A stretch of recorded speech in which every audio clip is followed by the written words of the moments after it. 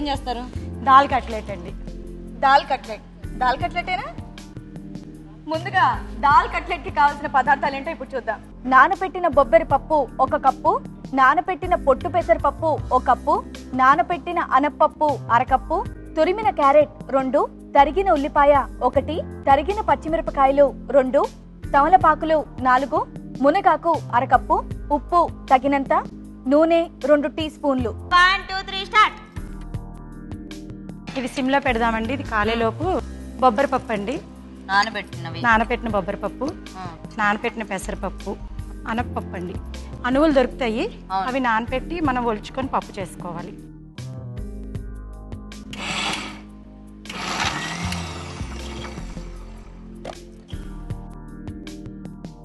ఇది ఇందులో వేసుకొని ఓకే, ఇందులో ఆనియన్ తరుగు, తమలపాకు, మునగాకు కూడా, పచ్చిమిర్చి, సాల్ట్ మనకు తగినంత ఓకే వేసి ఇది కలిపేసుకోవాలి.